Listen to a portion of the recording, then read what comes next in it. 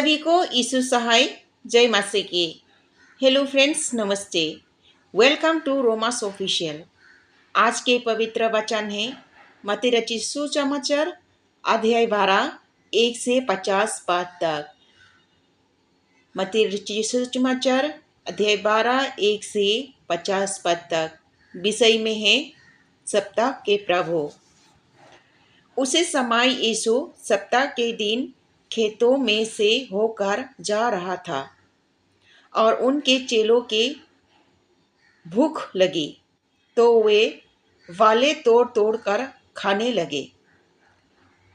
फरीसियों ने यह देखकर उससे कहा, देख, तेरे चेलों यहाँ काम कर रही हैं जो सप्ताह के दिन करना उचित नहीं।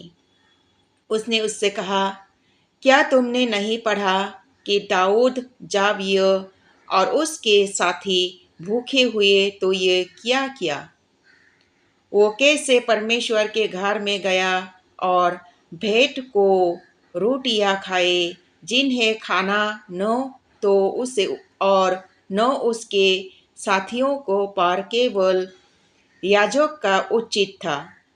ये क्या तुमने व्यवस्था में नहीं पढ़ा कि याजक सप्ताह के दिनों मंदिर में सप्ताह के दिन की विधि को तोड़ने पर भी निर्दोष ठहराते हैं? पर मैं तुमसे कहता हूँ कि यह वो है जो मंदिर से भी बड़ा है। यदि तुम इसका अर्थात जानते हो, दया से प्रसन्न होता है, बलिदान से नहीं, तो तुम निर्दोष को दोषी न ठहराते। मनुष्य का पुत्र तो सप्ताह के दिन को भी प्रभु है। सुख था वाले मनुष्य का चंगा करना। वहां से चलकर यह उसके आराधनालय में आया। वहां एक मनुष्य था जिसका हाथ सूखा हुआ था। उसने यीशु पर दोष लगाने के लिए उससे पूछा, क्या ये सप्ताह के दिन चंगा करना उचित है? उसने उससे कहा, तुम में ऐसा कौन है जिसको एक ही भेड़ हो और वो सप्ताह के दिन गड्ढे में गिर जाए तो ये उसके पकड़कर न निकले?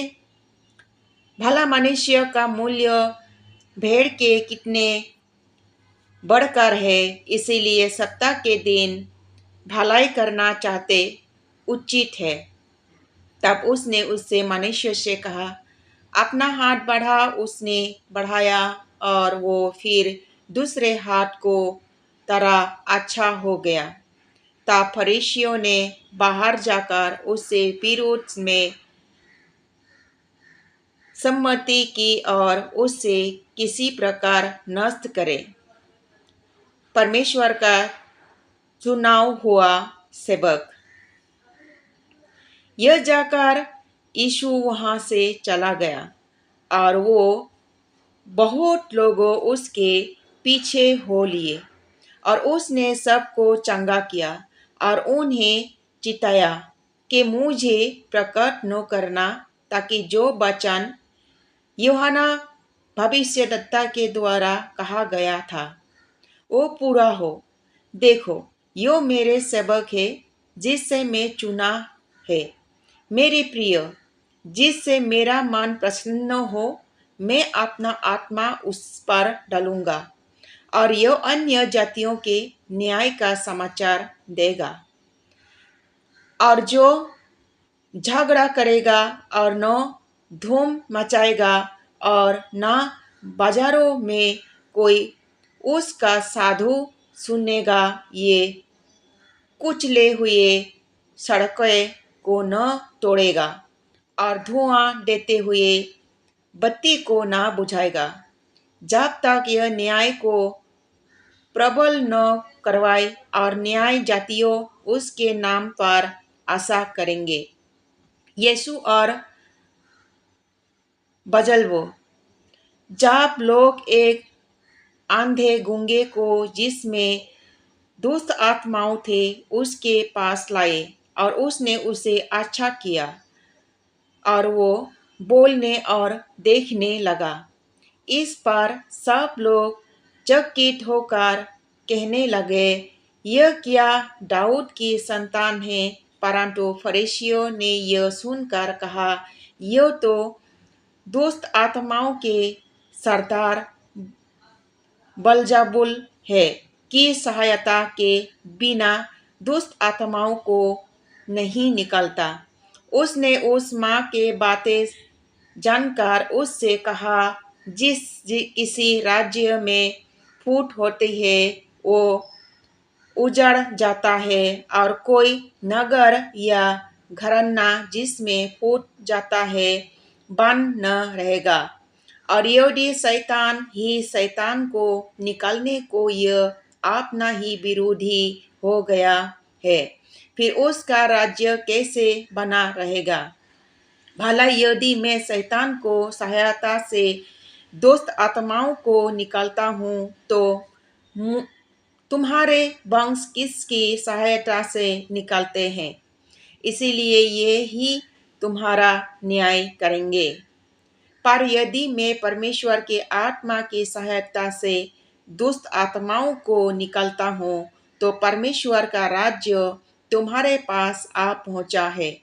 यह कैसे कोई मनुष्य किसी बलवंत के घर में घुसकर उसका माल लूट सकता है, जब तक कि पहले वो उससे बलवान को ना बांधे ले? तब वो उसका घर लूट लेगा। जो मेरे हाथ नहीं वो मेरे विरोध में है, और जो मेरे साथ नहीं बटोरता है बटरता वो बिखरता है। इसीलिए मैं तुमसे कहता हूँ कि मनुष्य का सब प्रकार का पाप और निंदा क्षमा को जाएगी, परंतु पवित्र आत्मा की निंदा क्षमा न किया जाएगी।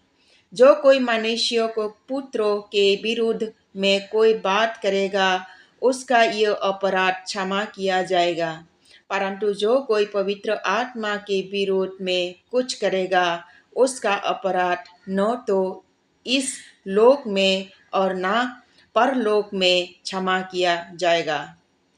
पेड़ और उसका फल। यदि पेड़ को अच्छा कहे तो उसके फल को भी अच्छा कहो। यह पेड़ को निकम्मा कहो तो उसके फल को भी निकम्मा कहो, क्योंकि पेड़ अपने फल ही से पहचान जाता है।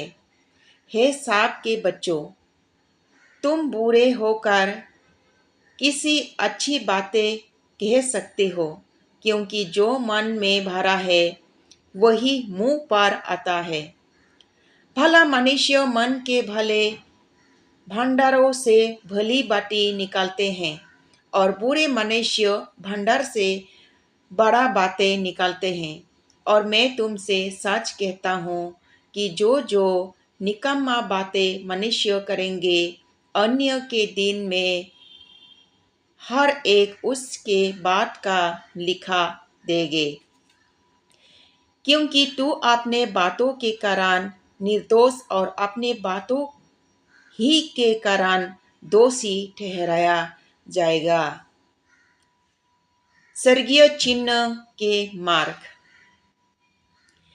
इस बार कौटोस शास्त्रियों और परेशानियां ने उससे कहा, हे गुरु, हम तुम्हारी एक चिन्ह देखना चाहते हैं। उसने उन्हें उत्तर दिया, इन युग के बुरे और विवाह विचार लोग चिन्ह ढूंढते हैं, परंतु यूहन्ना भविष्यद्वक्ता के चिन्ह को छोड़ कोई और चिन्ह उनको न दिया जाएगा। यूहन्ना 3 रात दिन जल जंतु के पेट में रहा, वैसे ही मनुष्य का पुत्र दिन रात दिन पृथ्वी के भीतर रहेगा। नौवे के लोग न्याय के दिन इस योग के लोगों के साथ उठकर उन्हें दोषी ठहराएंगे, क्योंकि उन्होंने यूहन्ना की प्रचार सुनकर उन फिर मन फिरावा और देखो ये वो है जो यूहन्ना से भी बड़ा है। दक्षिण की रानी न्याय के दिन इन युग के लोगों के साथ उठकर उन्हें दोषी ठहराएंगे, क्योंकि वो सुलेमान का ज्ञान उसने के लिए पृथ्वी के छोर से आए। और देखो ये वो है जो सुलेमान से भी बड़ा है। अधूरे साधु की विपत्ति। जब साधु आत्मा मनुष्य में से निकाल जाते हैं तो खुशी सूखी जगह में विश्राम ढूंढती रहती है और प्रार्थित नहीं। ताप कहते हैं मैं अपने इस घर में जहाँ से निकली थी लौट जाऊंगी, और लौटकर उसे सुना झड़ा बुहारा और जहाँ जहाँ पति है तब वहाँ जाकर अपने से और बुरे सात आत्माओं को अपने साथ ले जाता, और वो उसमें बैठकर यह सब कहती है और उससे मनुष्य की पिछली 10 से भी बुरी हो जाती है। इस योग के बुरे लोगों के दशा भी इसी ही होगी। यीशु के माता और भाई।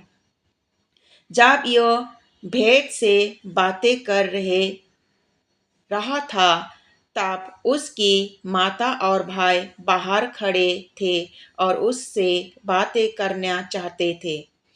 किसी ने उससे कहा, देखो तेरा माता और तेरा भाई बाहर खड़े हैं और तुम से बातें करना चाहते हैं। जो सुनकर उसने कहने वाले की उत्तर दिया, कौन है मेरी माता और कौन है मेरा भाई? और अपने चेलों को और अपना हाथ बढ़ाकर कहा, देखो मेरी माता और मेरा भाई यह है। क्योंकि जो कोई मेरे स्वर्गीय पिता की इच्छा पर चले वही मेरा भाई और मेरे बहन और मेरा माता है। यही परमेश्वर का वचन है। आमीन।